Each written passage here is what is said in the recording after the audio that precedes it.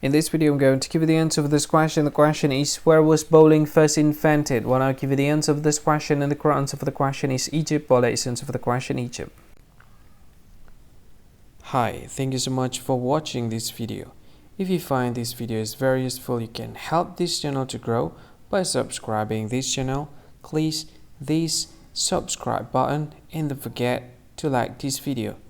And if you find this video is not really good, or you don't really like this video, or you kind of feel that it's a little bit offensive or something like that, you can click this one, dislike button. You can do that anyway.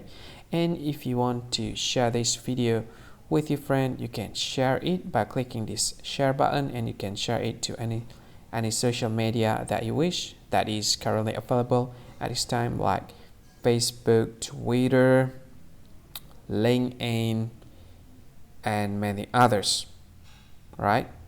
And if you want to add this video to your playlist, you can click this one. You can watch this video later, and you can find more options by clicking these three dots.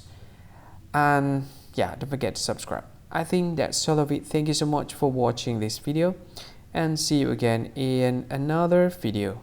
Bye bye. See you again.